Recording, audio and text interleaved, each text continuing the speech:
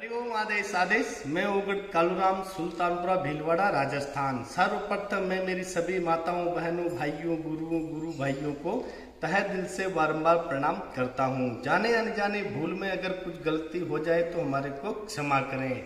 हम कभी भी अंधविश्वास नहीं फैलाते हैं, ना ही कभी भी हम किसी को गुमराह करते हैं।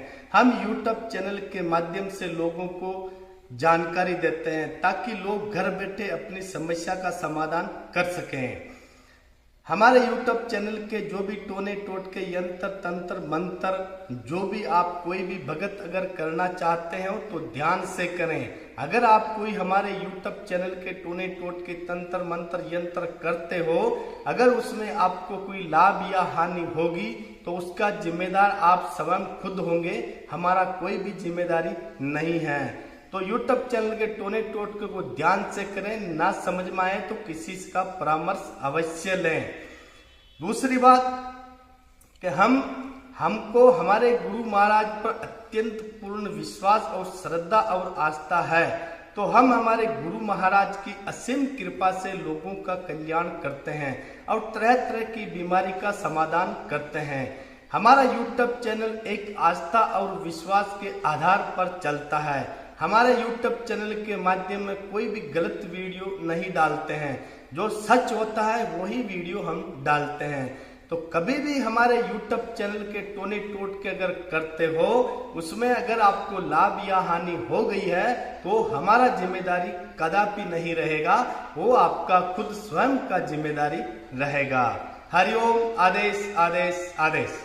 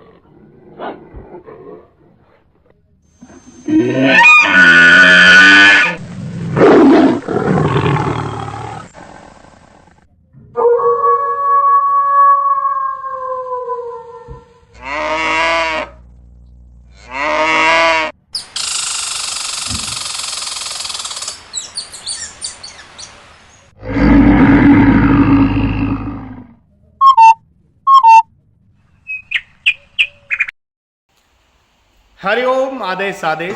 मैं ओगड़ कालूराम, सुल्तानपुरा भीलवाड़ा, राजस्थान। सर्वप्रथम मैं मेरी सभी माताओं, बहनों, भाइयों, गुरुओं, गुरु भाइयों को तहे दिल से बारंबार प्रणाम करता हूँ। जाने अनजाने भूल में अगर कुछ गलती हो जाए तो हमारे को क्षमा करें। हमेशा गौ माता की सेवा करें, माताओं बहनों की इज्जत करें। माता को माता समझे, बहन को बहन समझे, भाई को भाई समझे, आपस में भाईचारा रखें। माता पिता की सेवा हम हमेशा करें। माता पिता के साथ में कभी भी धोखा ना दें। आज हम आपको बताएंगे कि गुरु मार्ग क्या होता है और गुरु शिष्य परंपरा में कैसे जुड़ा जाता है और गुरु महाराज उसकी आगे कैसे भक्ति को सिद्ध कराते हैं। तो ये ध्यान से सुनिए। सर्वप्रथम अगर आप कभी भी कहीं भी गुरु बनाना चाहते हो तो पहले उस गुरु महाराज के प्रति अच्छी तरह से सोच विचार कर लेना चाहिए, क्योंकि हर गुरु एक तरह का नहीं होता है। हर गुरु में अलग अलग विद्या, सिद्धियां और ज्ञान होता है। कहीं भी गुरु महाराज बनाओ तो सोच समझ कर ही गुरु महाराज बनाए। अब हम चलते हैं कि गुरु महाराज जब चेले को, शिष्य को गुरु मंत्र देते हैं तो उसके कैसे उसके मार्गदर्शन पे चला जाता है। सर्वप्रथम कभी भी अगर आप गुरु धारण करते हो तो गुरु महाराज की पूजा हमेशा गुरु महाराज के चरणों में ही होती है। गुरु पूजन करते समय आप गुरु महाराज के माथे पर टीका कभी भी मत लगाए, ये गुरु महाराज का अपमान होता है। शास्त्रों के आधार पर भी अगर आपके मन में गुरु धारणा करने की इच्छा है तो हमेशा गुरु महाराज के चरणों में ही गुरु महाराज की पूजा आवश्यक है। अब चलते हैं, गुरु महाराज जब गुरु मंत्र देते हैं तो उसको कैसे सिद्ध किया जाता है और कौन सी सिद्धि में कौन सी माला का जप किया जाता है। ध्यान से सुनिए मेरी बात को। सर्वप्रथम जप 3 प्रकार के होते हैं, वाचिक, उपांशु और मानसिक। वाचिक जो जप होता है ये अपने मुंह से जोर जोर से बोलना पड़ता है, यानी अपने मंत्र को दूसरा सुन सकता है। इस जप को वाचिक जप कहते हैं। उपांशु जप होता है जिसमें केवल होठ और जीभ ही हिलती है, उसको उपांशु जप कहते हैं। मानसिक जप जो होता है होठ बिल्कुल बंद रहते हैं और कंठों में ही मंत्र को जप किया जाता है। जैसे कैसे करते हैं ध्यान से सुनिए। वाचिक जप को ऐसे प्रणाम करके वाचिक जप को जप कैसे करते हैं ध्यान से सुनिए। आंखें बंद करनी है और ऐसे मंत्र को बोलना है कि ओम गुरु जी हनुमान टे लोहा गलाट बजर का खिल्ला खप्पर में खाए मसान मलोटे भेरू हनुमान की पूजा कुड़मेटे हाथ में कड़ा हाथ में छड़ा। ऐसे अगर अपने मंत्र की ध्वनि दूसरे सुनते हैं उसको वाचिक जप कहते हैं। उपांशु जप जिसमें केवल होठ और जीभ ही हिलती है, जैसे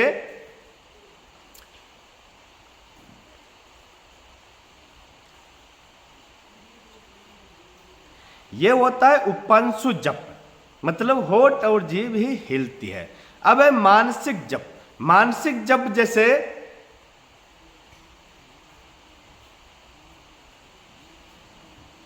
मतलब मानसिक जप में होठ कंठ कुछ नहीं हिलता है, केवल कंठों में ही मंत्र जप किया जाता है। कोई भी जैसे मंत्र जप करते हो सबसे पावरफुल और सबसे शक्तिशाली होता है मानसिक जप, यानी कंठों में जप करने वाला मानसिक जप होता है। अब चलते हैं कि कोई भी जैसे आप मालाएं ले लो, ये जैसे मालाएं होती हैं, ये माला जब तक इसका शुद्धिकरण नहीं करते हैं तब तक माला पे जप करना बेकार होता है।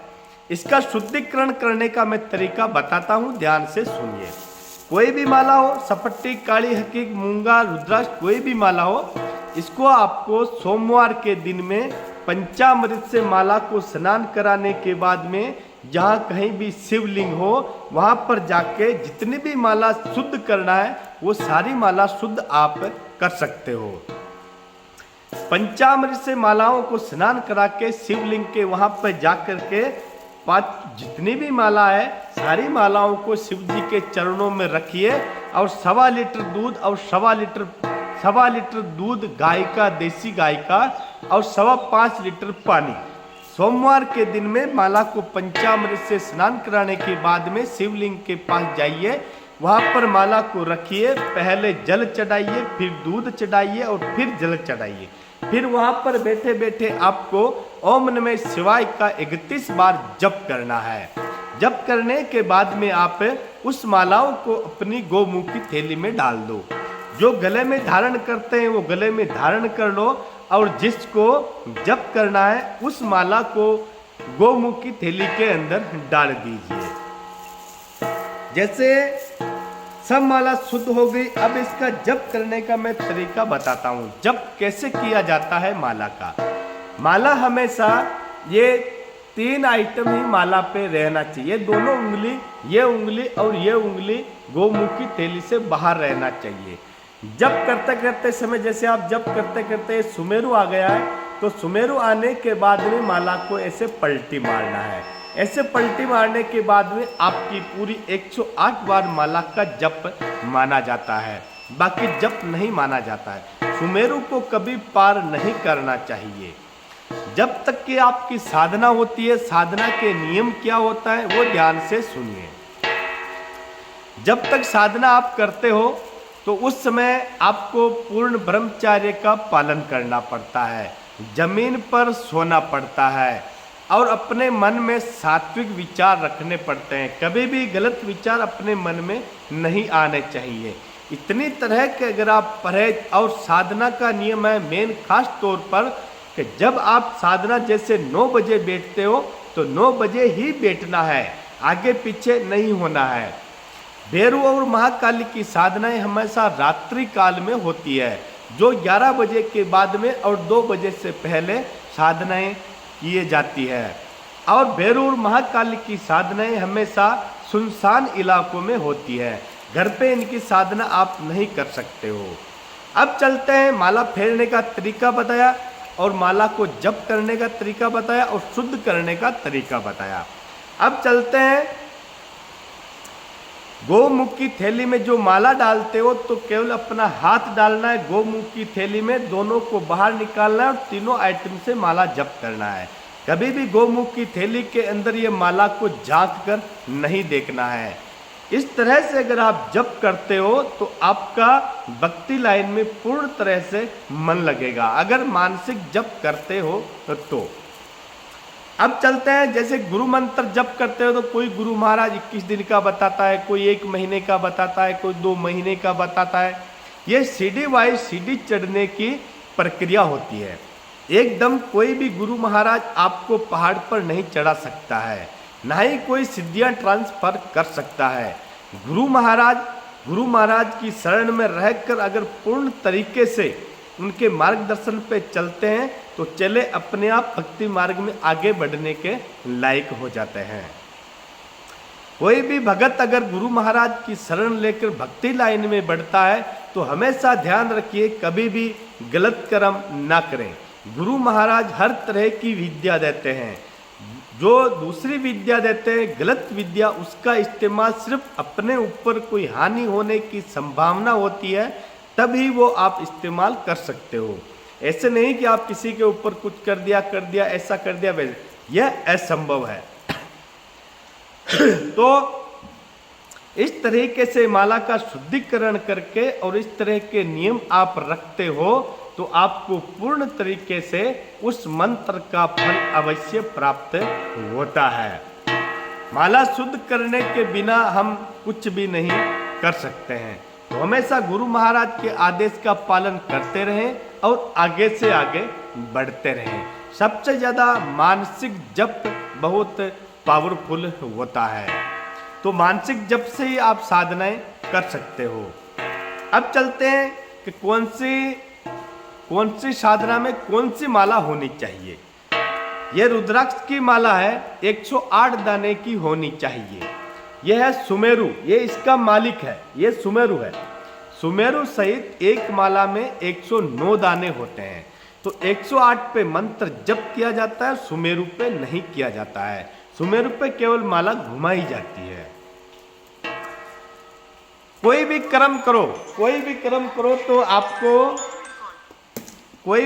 करो तो आपको सबसे बेस्ट रुद्राक्ष की माला ही होती है। रुद्राक्ष की माला पे आप हर तरह की सिद्धि साधनाएं कर सकते हो। अगर आप जैसे शमशान की साधना करते हो काल भैरव के नाम से, तो ऐसे काली हकीक की माला होना अति आवश्यक है। काल भैरव की अगर महाकाल की शमशान में साधना करते हो तो काली हकीक की माला पे ही जप आप कर सकते हो। इससे आपको जल्दी सफलता प्राप्त होती है। अगर आप जैसे अघोर में हो तो अघोर में अगर शमशान में जप करते हो तो ऐसे मुंड माला से जप करना पड़ता है। जो भी कोई भी हो वो आप मुंड माला से जप करना पड़ता है, जो शमशानी क्रियाएं होती है। वशीकरण, उच्चाटन, वशीकरण, सम्मोहन, आकर्षण जो क्रिया करते हो तो उसमें ऐसे स्फटिक की माला पे जप किया जाता है। और हनुमान सिद्धियां जो करते हो उसमें आपको लाल मूंगे की माला का इस्तेमाल करना पड़ता है। तो हमारे मोबाइल नंबर है 6350359076।